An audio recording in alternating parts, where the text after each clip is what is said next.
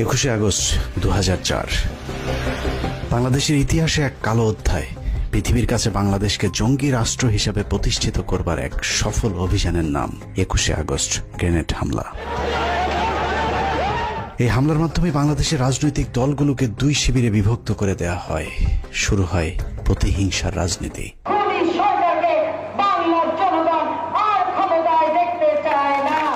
বাংলাদেশের রাজনীতিতে বিভাজনের সীমারেখা টেনে দিয়ে কার লাভ আর কার ক্ষতি সেই হিসেব করলেই বেরিয়ে যাবে কারা ঘটিয়েছিল নৃশংসতম সেই হত্যাকাণ্ডের ঘটনা।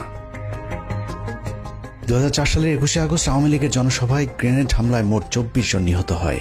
নিহতের পর বাংলাদেশের কিছু গণমাধ্যম এবং আওয়ামী লীগের অভিযোগ যদি সত্যি হয় তাহলে বিষয়টা ঠিক এরকম দাঁড়ায়। যখন আমি গাড়িতে উঠছি তখন গাড়িতে গুলি, ওরা কোনোভাবেই যাতে স্কেপ করতে না পারে। শেখ হাসিনা এবং কিছু গণমাধ্যমের বক্তব্য অনুযায়ী আওয়ামী লীগকে নেতৃত্ব শূন্য করতে চালানো হয়েছিল এই হামলা। হামলাকারীরা শেখ হাসিনাকে মারতে এতটাই বদ্ধপরিকর ছিল যে শেখ হাসিনা নিজেকে বাঁচানোর জন্য যখন দৌড়ে গাড়িতে উঠছিলেন তখনও তার উপর গুলি চালানো হয়েছিল। যেই গুলির দাগ তার ব্যবহৃত মার্সিডিজ গাড়িতে লেগে থাকার দাবিও করেছিল আওয়ামী লীগ। ভাগ্যক্রমে হাসিনাকে মারতে না পারলেও হাসিনার লোকজনের উপর চরম নির্যাতন চালানো হয়েছিল, এমনকি লাশ নিতেও নাকি বাধা দিয়েছিল তৎকালীন বিএনপি জামায়াত জোট সরকার। তারা ধর্মের কথা বলে অথচ আজকে লাশগুলি তারা দিচ্ছে না জানাজা পড়তে। বিএনপি জামাত সরকার নাকি এতটাই নৃশংস ছিল যে আহত আওয়ামী লীগের নেতাকর্মীদেরকে হাসপাতালে চিকিৎসা পর্যন্ত নিতে বাধা দিয়েছিল। এই গ্রেনেড কোথা থেকে এলো, কিভাবে ফুটলো এবং এই জিনিসগুলি বিশেষভাবে তদন্ত হওয়া উচিত। এর বাইরেও এই ঘটনাকে কেন্দ্র করে যে মামলা হয়েছিল সেই মামলাতেও জজ মিয়া নাটক সাজানোর চেষ্টা করেছিল বিএনপি জামায়াত সরকার। 21শে আগস্টে গ্রেনেড হামলা ফুটেজ দেখাইছে, তুই যদি এইভাবে স্বীকারোক্তি না দেস, মার্ডার কেসের মামলা দেখায় তো আমরা খরচ পাই দেওয়া।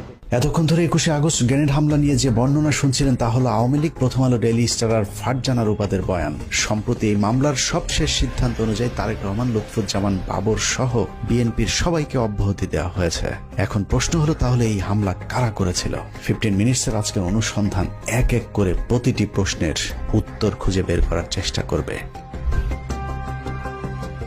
হামলার ঘটনা কারা ঘটিয়েছিল সেটা জানার আগে শেখ হাসিনা কিভাবে সেই হামলা থেকে বেঁচে গেলেন সেটা দেখা যাক। শুধু শেখ হাসিনা নয়, ওই হামলাতে আসলে আওয়ামী লীগের কোনো কেন্দ্রীয় নেতাই মারা যায়নি। এমনকি হামলার পরিকল্পনা এমন ভাবেই করা হয়েছিল যাতে শেখ হাসিনার শরীরে ছোট্ট একটা আঘাতও না লাগে। ওনার ভিতরের কানে ইনজুরি হয়েছে, যার জন্য উনি এখন কানে কম শুনছেন।